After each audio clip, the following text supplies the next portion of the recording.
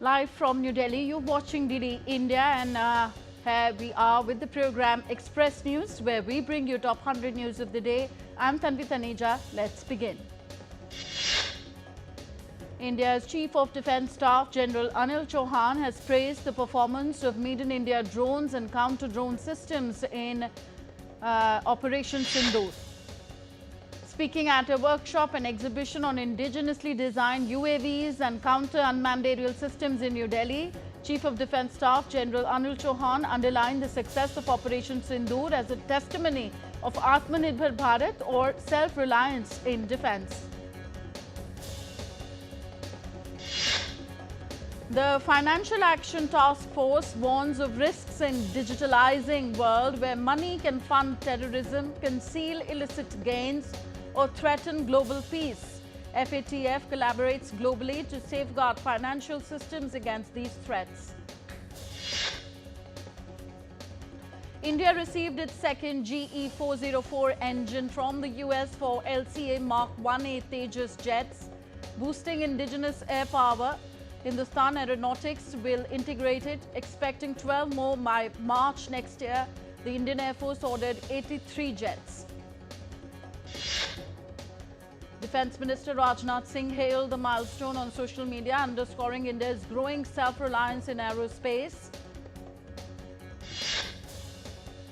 The Indian government has called a meeting ahead of the upcoming monsoon session of Parliament, scheduled to begin on July 21st and conclude on August 21st, is expected to see the introduction and passage of several significant bills in the Lok Sabha. Meanwhile, the Indian Embassy in Iran has issued an advisory to its citizens on Wednesday, advising them to avoid travelling to Iran. This notice comes amid a heightened security situation that has been developing in the country for several weeks now.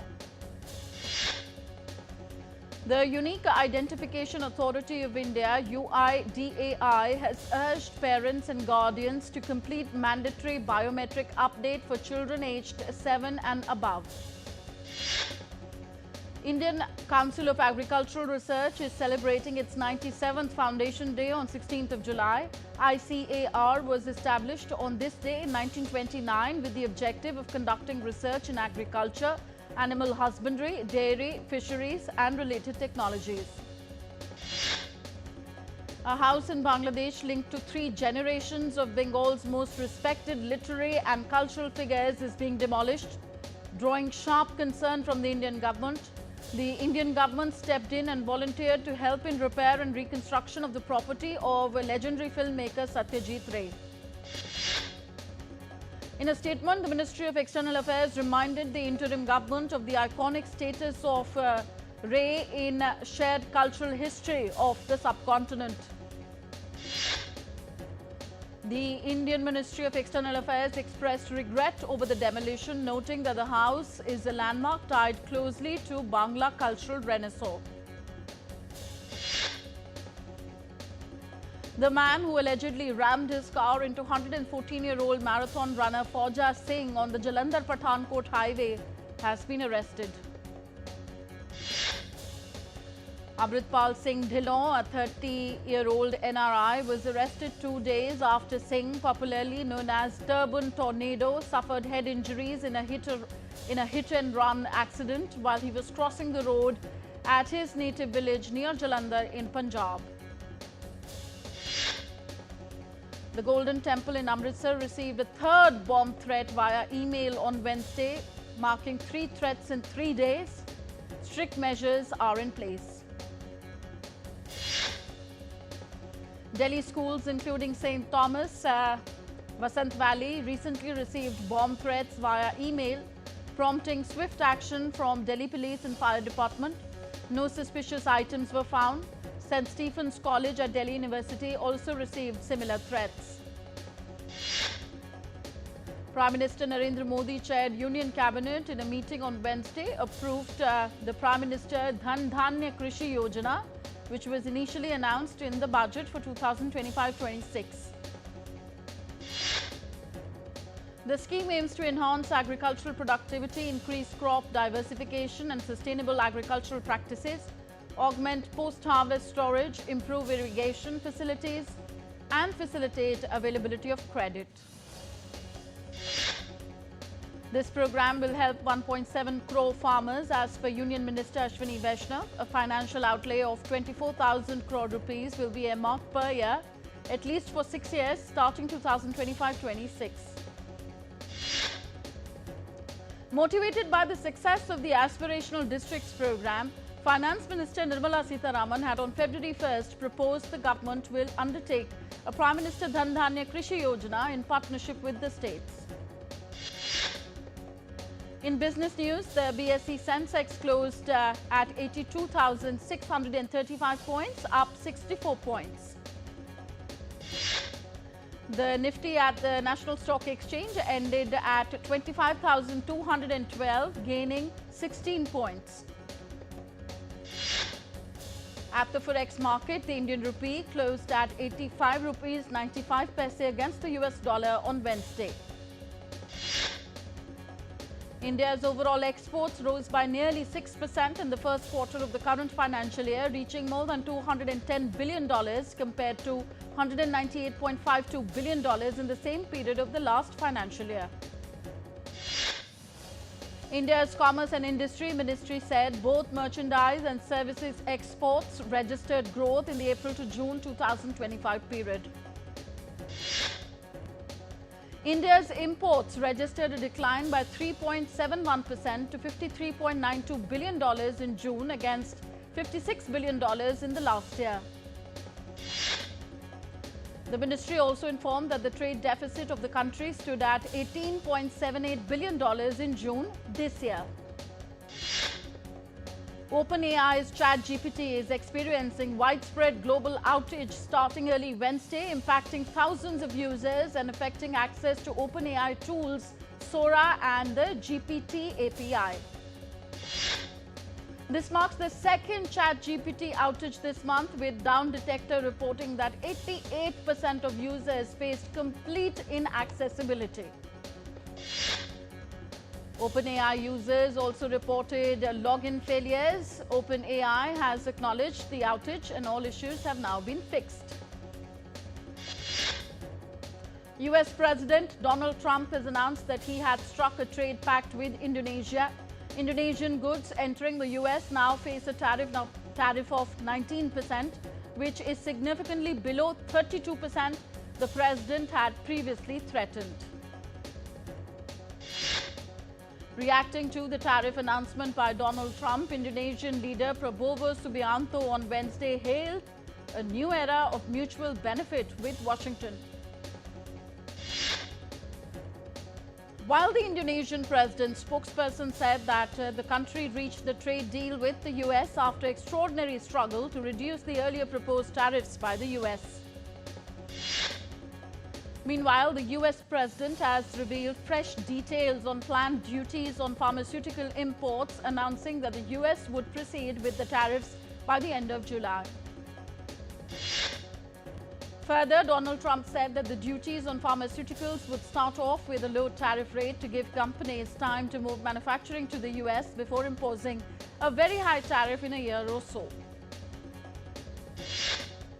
On trade deal with Vietnam, Trump said that a trade agreement with Vietnam was nearly complete. Trump said that he could release details of the Vietnam trade agreement but didn't think it was necessary. US President Donald Trump will meet Qatar's Prime Minister Sheikh Mohammed bin Abdul Rahman Al Thani on Wednesday to discuss negotiations over a Gaza ceasefire deal. Meanwhile, the Iranian parliament said that the country should not resume nuclear negotiations with the USA until preconditions are met, as per the Iranian Students' News Agency.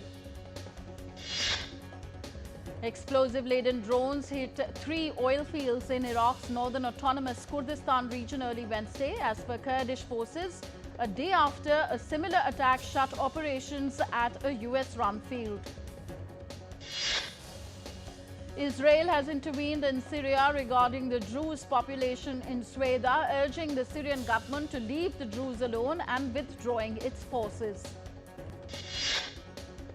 The US Defense Secretary has ordered the removal of 2,000 National Guard troops who had been deployed to Los Angeles to protect federal property and personnel during a series of protests last month the Pentagon said.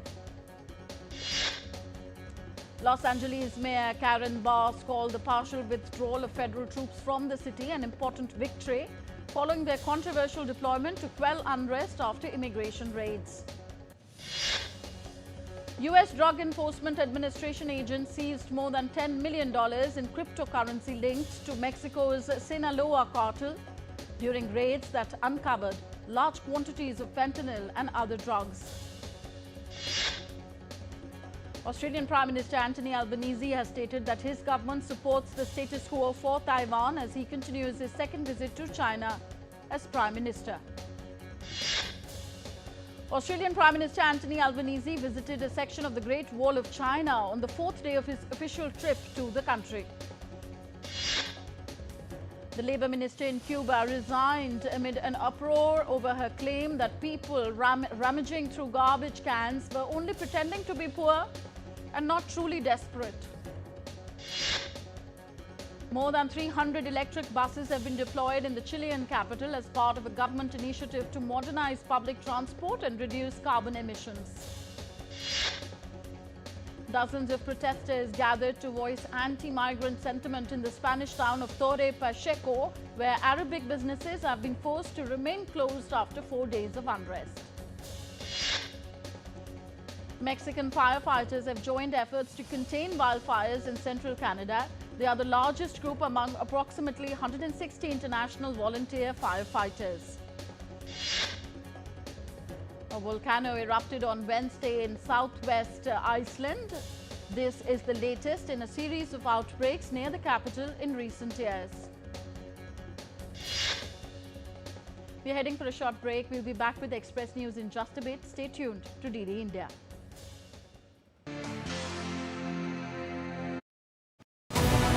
This week on Defence Dynamics, we decode how mounted gun systems are powering India's artillery transformation.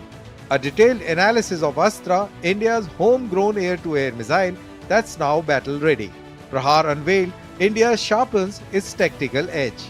And a deep dive into India's military legacy, what makes it one of the world's most formidable defence forces. Stay tuned this Wednesday, 8 p.m. IST only on DD India.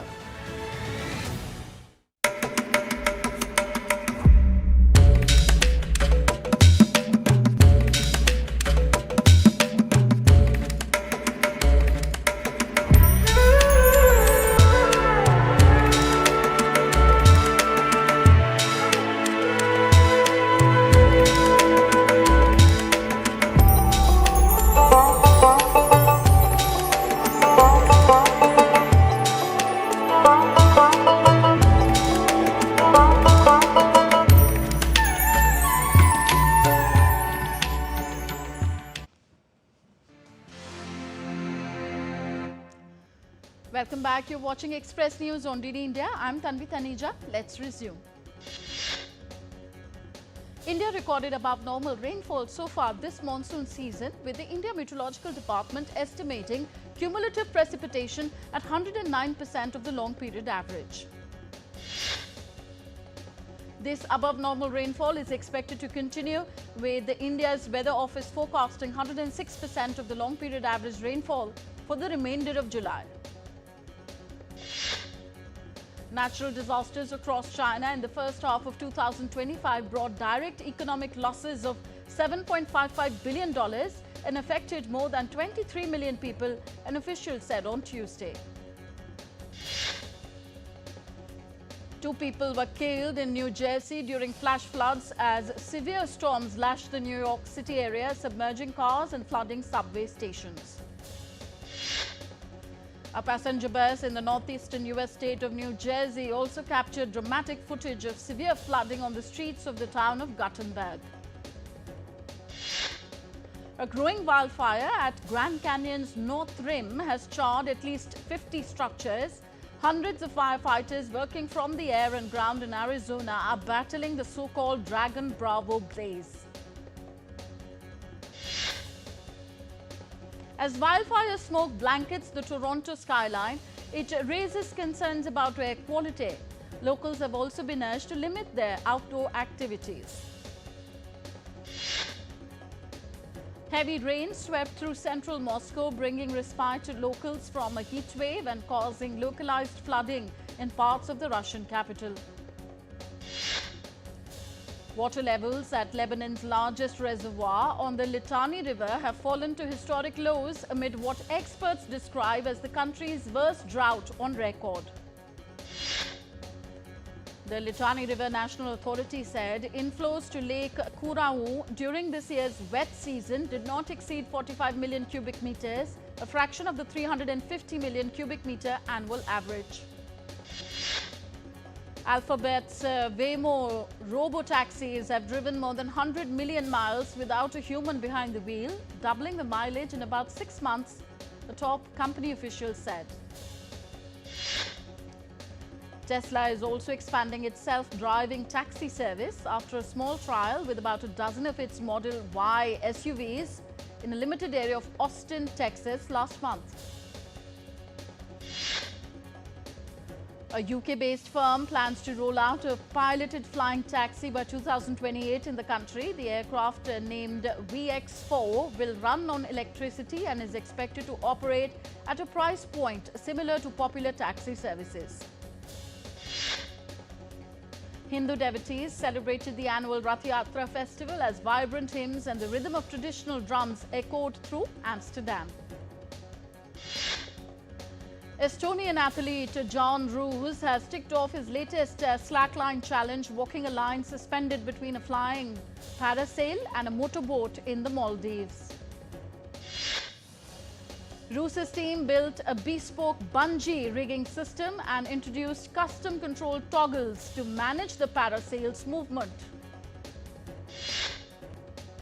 A new London exhibition takes fashionistas into the glamorous creative world of late Italian designer Gianni Versace, showcasing his colourful designs for the catwalk and worn by celebrities. The Gianni Versace retrospective, which opens at Archie's London Bridge on Wednesday, features more than 450 pieces designed by Versace. Researchers at the Tel Aviv University said on Tuesday that they have found evidence that plants and insects can interact through sound. The study suggests that female moths are able to detect ultrasonic distress signals emitted by dehydrated tomato plants and use this information to decide where to lay their eggs. German Chancellor Friedrich Merz embraced Bavarian tradition while attending a meeting atop Germany's highest mountain, the Zugspitze.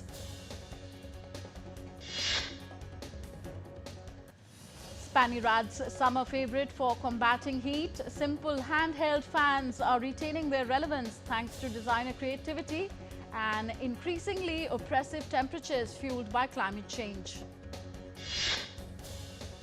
A collection of ancient Aboriginal rock art in Western Australia has at last been granted World Heritage status.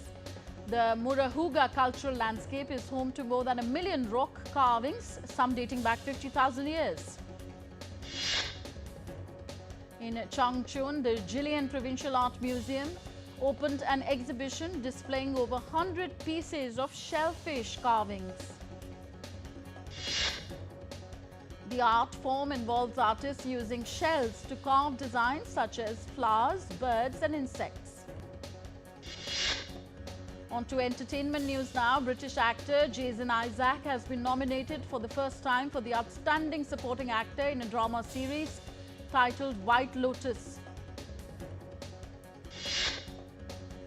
Warner Brothers has commenced the production of new Harry Potter series featuring a brand new cast and a 10-year journey ahead.